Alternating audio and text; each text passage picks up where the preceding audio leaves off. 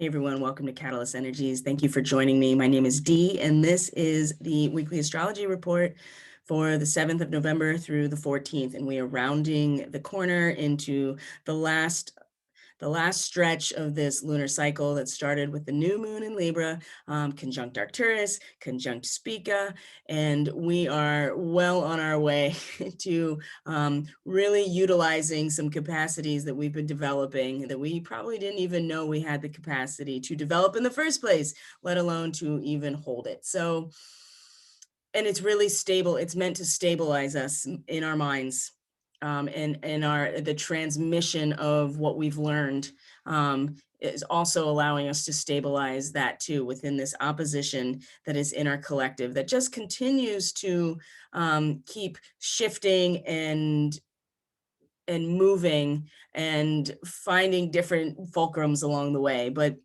the election has certainly exacerbated all of this, and it's pretty clear to me based on this week's astrology that it was really just the warm up. The peak experience is coming this week. We have Jupiter meeting Pluto in Capricorn. We have the sun in a trine to Neptune, sun in Scorpio, trine to Neptune in Pisces. Wow.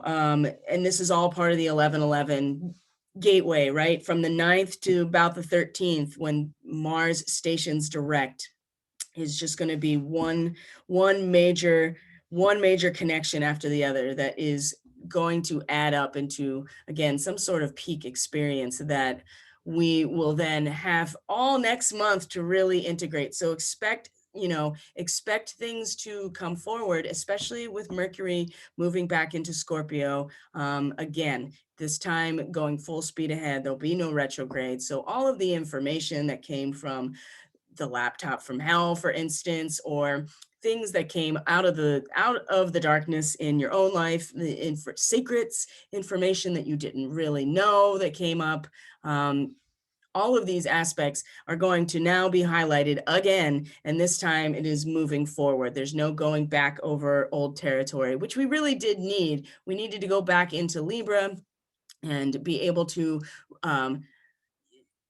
hang out here for a little bit and get our minds in that capacity to judge very accurately what balance is, to know what it looks like, and to have some awareness that there is way more going on here than what we may individually think based on our limited exposure to information. So now so Mercury will also move into Scorpio this week.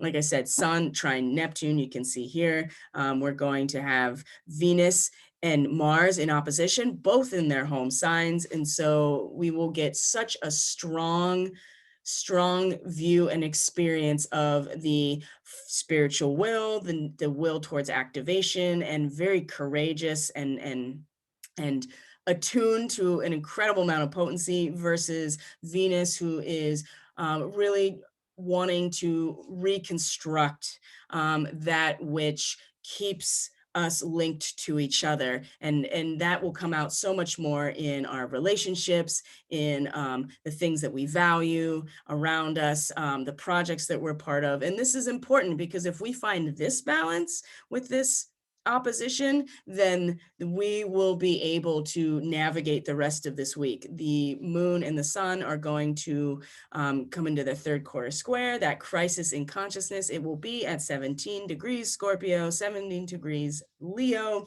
And I'm going to talk more specifically about that once we get to that point. But the 11, like I said, the 11-11 portal, everything through the 9th, all the way up to the 13th specifically, that is when Mars goes direct. I would not be surprised if we see some.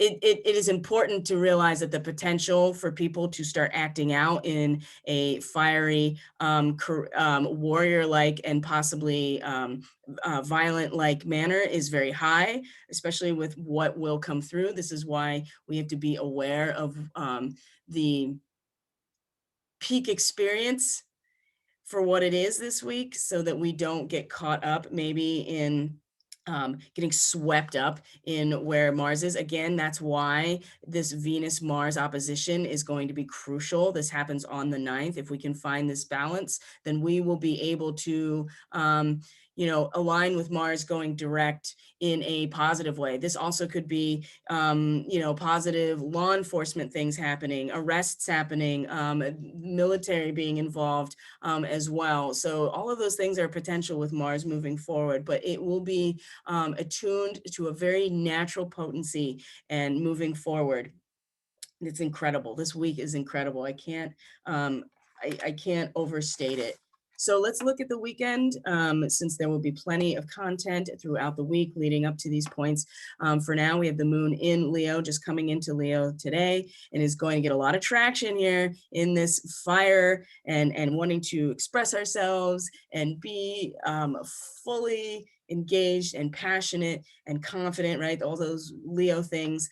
And it's about how we feel, right? Our feeling and other people's feelings. The moon really allows us to access more intuitive psychic spaces. And so we're also going to be feeling other people's combustion energy too. And with Chiron, with Mars, it's it's important to realize that they are completely, like I said, they're getting a lot of traction to this moon in Leo, especially about self-actualization and the subjective experience and the I am that I am and my own ability to create, and to eh, and to create and to be potent. And there's a strong desire in Aries, and not the same desire that is in Leo or Scorpio. It is just the desire to be, right? That is the desire and potency that is comes from Aries. And so it's really important that we realize that these aspects are going to support the moon this today specifically and this weekend. And when the moon comes around in Leo to square the sun, this is where a real crisis in consciousness is going to happen. So the moon is also in a square to Uranus, which is in Taurus, and Black Moon Lilith is also in Taurus right now, and she is in a strong trine to this Capricorn energy. And Lilith is about self-preservation. She is about survival, and it is instinct. And sometimes when we feel cornered, or we feel like that our very survival is being threatened by something, and then we can have just like any creature, really, there is always the potential to lash out, to be violent. And if you know anything about the Lilith story, when she split, she wanted to be the alpha in the situation, and they were both equal. And she was like, no, I'm out. And she joined Team Lucifer. So there's always the potential that in the midst of trying to survive, right, to preserve our survival, to act out of instinct, that the phrase, the mean, the ends justify the means keeps coming up. And in the strong connection to Capricorn people, I do feel like that this weekend with this moon in Leo, feeling very confident, feeling very bold, feeling very passionate and lustful, as well with Leo, that people will, there could be a very strong pull to really act on things in a way to preserve, and preserve, even though this matrix is falling away with Pluto, with Jupiter, and with Saturn and Capricorn, what's going on over there. And we're talking about late Taurus. So we're talking about the actual nuts and bolts of reality here, our wealth, our assets, the things that we value in our life, are in Taurus. Now, with Uranus square to Taurus, or square to the moon, you're talking again fixed. These are fixed energies. This is a lot of what's happening with the moon in Leo and Taurus and the Scorpio sun. These are hard connections. Fixed energy means that they are very staunchly in the fullness of what they are. And so when they square each other, it just seems even that much more like um, uh, conflicting and holding up a firm boundary in some ways, and angles. Uranus is number one. Uranus is the ruler of Aquarius, which is the opposite of Leo. So this is the higher light, and the energy that makes up the collective experience in and of itself, right? Leo is all of us individually being the fullness of who we are, allowing divine inspiration to move through us through the course of expressing ourselves. And in turn, we create something that's bigger than just ourselves, right? Aquarius. Uranus rules Aquarius. It is at the higher light. It is the higher consciousness, and it's radical transformation. It's the trigger point of radical transformation, because it's like usually an abrupt awakening aspect. And in Taurus, fixed earth, the actual abrupt awakening in the things that we value, in our wealth, our assets, and that's financially, that's economically, that's energetically, that's in the physical reality around us. The radical transformation is coming through this change, disruptive change in the world around us and in those things that we value. And our ability to create happiness, even in the darkest of times, reasserts what it is that we value. And that came out really strongly with the full moon. So now that the moon is in Leo squaring it, this can really help round out some of that edge and get us to realize that we emotionally may want to combust, but the square is going to reorient our focus back to what is it that we truly value, what allows us to find happiness even in the darkest of times, even if it's just decorating the Christmas tree, right? Like doing the thing that allows us to remind ourselves of the cycle of nature, that even in the darkest of times, light will come back. And that's trusting and having faith in a cycle. And the moon in Leo is just going to be like, I just want to blow, right? I just want to like be the diva, the center of the stage. I just want to express myself. And that feeling will be really strong. But it's one of those times where a square to Uranus feels like may put us exactly where we need to be, even if it kind of like jolts us there. So the weekend, like I said, when we come into the 8th, that is the third quarter square, the crisis in consciousness. So the as you can see here, the sun is going to square the moon, 17 degrees Scorpio, 17 degrees Leo. Again, the crisis is, are we going to express ourselves through this trust in being able to create everything we need within us, right? And with Scorpio, we are talking about the shared experience of, being together and with a common goal here, and realizing that that is enough to sustain us and to create new life, as we, if we rely on the divine dictates within us. Or are we going to feel it's an interesting square, because we want to participate in something, each of us individually participate in something that refreshes us and allows us to express ourselves in a collective experience. We want to express ourselves in a collective experience, but the square comes from the actual expression being about trusting the natural sacredness to create within all of us, right? As opposed to, it's an interesting square, and we have to just sit on it, I think, and use that as we move through the last week, because this will determine whether we try to act on something personally and individually, or if we are going to put more of our focus and energy on the collective experience and the power within that, as opposed to what we each individually can do or be in order to create that. So it's so fascinating. What else on the 8th here? Venus is also going to be in, let's see here, a sextile with the moon as well, is going to then trine Mars, and have a connection to the nodes as well. It feels very karmic, and it also is reminding us, especially Venus, to take a break, right? This is by tomorrow, taking a break on trying to make sure that everything is balanced and aesthetically pleasing and harmonious, right? We want it to be balanced. We want the actual aspects of the life around us, Venus, we want it to be fair. We want it to be balanced, but we have to take a break. Again, this is coming back around to trusting the cycles, and that we don't have to constantly engage ourselves to make these changes, when we can just resonate with the cycles and be part of that process in that way.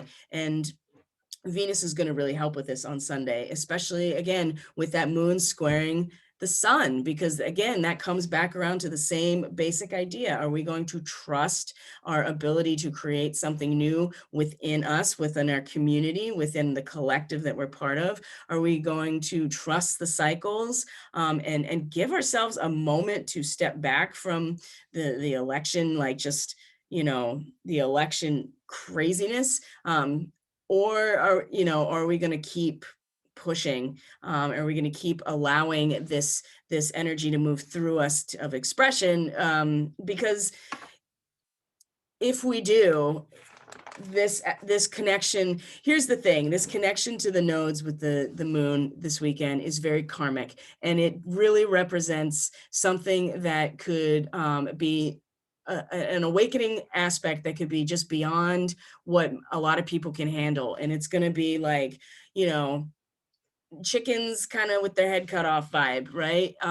Just it becomes that third decan of Leo is incredible, because it is really starting to get like, it's Mars in Leo, right? The energy is now moving almost too fast, if you're not properly ready for it, if you don't have the container for it. And this feels very karmic to have the moon in that connection to her own nodes at that time. So just keep in mind that something coming through might be like almost overloading the system in an emotional way. And we are now, it's like the Kundalini. It's really like a Kundalini awakening moment, and it's connected to her own nodes. So it's going to be very karmic, something by the end of the 8th, which is Sunday. And that's also the third quarter square. So by the time we get to the 9th, and so this is going to be the week. So you can see here, it's Venus opposed Mars. Wow, we really need this balance here. And the sun in a trine to Neptune retrograde. And this is when the portal really opens for 1111. This is mass channeling, a deeper channeling than we've ever gotten before, like the transmission, visitation, off the charts with this trine, the sun in Scorpio, this, just getting to the depth of real aspects that you can't see on the surface. You have to go into the depths emotionally and get into the depths of the power dynamics and the intimacy of shared relationships. And with Neptune and Pisces, I mean, this has been the hanged man the whole time, especially retrograde. It's been the hanged man. It has been the surrender to the transmission, the master instructing the disciple. We're getting a direct transmission, but only if we allow ourselves to go deep enough and to take ourselves out of the equation. That's interesting. Now that the moon's moved into Virgo, I love Virgo moon. I'm going to really start getting ourselves organized emotionally. We're going to take ourselves out of the equation entirely. Maybe not entirely, but it's not going to be just about us anymore. The moon is going to be like, okay, it's time to start like really buckling down and getting our emotions organized, getting our feelings figured out, and getting ourselves ready to come into this moon in Libra, which is going to be on the 11th, as I said earlier. So Mercury then is also moving into Scorpio on the 10th. Here's that trine moving into, look, you can see right here is in the very last degree. And there is going to be quincunxes on the 11th. And also we have Lilith again coming around and in a sextile to Neptune again, this time still in Taurus, going retrograde. And it's really, again, it's about the self-preservation. But I think that we can, it's something new is going to rise up out of this situation, but it's only if we really engage with Neptune in Pisces, right? Like allow something to surface out of that ocean of consciousness, which could be, again, we could, with self-preservation, we can always push against that. But at the same time, it feels like that this here, if we allow ourselves to actually submerge into that ocean of consciousness, something really good is going to surface out of there, the new continent rising from the ocean. So the 12th, and this is so on the 11th, so you can see the quincunxes. Venus is quincunx, Sun is quincunx, the North Node, again, very karmic. Also, a lot of adjustment on this day, wild cards all over the place with quincunxes. And it's going to be a lot to do with relationships versus a direct divine experience. And then the sun, the sun specifically on that day is in a degree of Scorpio where the soldier resists following orders, right? It's the point where you realize that the camaraderie is not based in the hierarchical structure, but it's really with the soldiers and who they protect, who they are loyal to. That is the real power. And so again, there's going to be the quincunx with the North Node. So there's again karmic. There's going to be a karmic adjustment, some wild card energy again when somebody is going to, or we collectively are going to realize where the real power is. And it's not in following orders. It is definitely in our shared experience together. This is amazing as I'm going through this. Then Jupiter and Pluto meet, right? Zeus and Pluto meet each other in Capricorn. The soldier accepting 2 awards for bravery. It's over at this point. And then from there on the 13th, you look at that, the moon moves into Scorpio. We're going to see Mars stationed direct this day. It's not at this time. It's going to be later in the day. Let's move forward a couple hours. Let's see here. Yep, by the end of the 13th, Mars is going to station direct. You can see that the moon is going to be opposite Uranus. So the moon is coming around to where it was at, the sun was at the full moon. So we're going to get back into that again. You know, if we didn't see anything from the full moon and we come around here, we are going to have our teeth drilled. That's just all there is to that. And also the Venus, let's see here. Venus looks like trining the North Node. So again, another karmic connection with Venus in Libra, really getting to the point of like, okay, I get it. I get how this balance works. I feel it. I'm able to actualize it in the relationships, in the physical world. I can actually feel the balance of these scales very well. And we're at this point, the balsamic moon phase. We have a dark moon in Scorpio opposite Uranus when Mercury stations direct. Wow, wow, wow. Like I said, if the full moon was lost on us and we didn't get a sense of what we needed to do, in order to find happiness in the dark spaces, we are going to get our teeth drilled and it's not going to feel good at all. And with Mercury stationing, Mars stationing direct that day as well, it's just going to be incredible and really challenging and very dark in some ways. So it's important that you realize that also the sun is sextile Jupiter, sextile Pluto, and this is where the new moon will be, incorporating that peak experience that we've had into everyday life. So the next cycle is going to be about the integration of whatever comes up this week, which will be absolutely substantial. And yeah, Jupiter meeting Pluto at 23 degrees. It is now time. Pluto's been sitting here for quite a while, getting everything ready, like, just pulling out every single thread, dismantling every node of this situation. And when Jupiter comes around, it is literally like the king giving the Medal of Honor. It's over now. And we are balancing the accounts and it's being acknowledged by the leadership. And once that happens and Mars stations direct, this is why I think that there's going to be either some sort of, troops on the ground. There'll be some sort of violence, maybe. I'm not exactly sure. And that'll become more apparent as we go through the daily content and reading the energies as things are actually happening and interacting with these variables, right? This is just getting an idea of what to expect. So that's the weekly astrology report. Thank you so much for being here and putting up with the ads. I was looking for headphones for my nephew's birthday and look at that. I mean, it just pops up everywhere. The internet is crazy.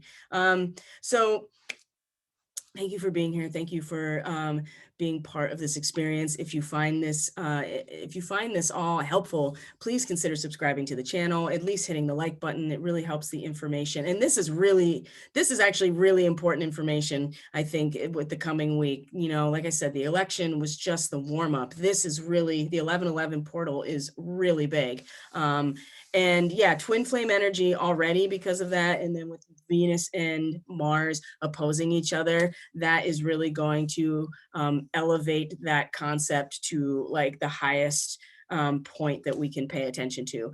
And everything you need is in the description box below in terms of the website, email, all the social media platforms. There's daily content on YouTube and there's daily content on the Facebook page. That's an intuitive reading. And yeah, just get in touch. If you're interested in a reading, you can go to the website and it takes you through the process of booking one.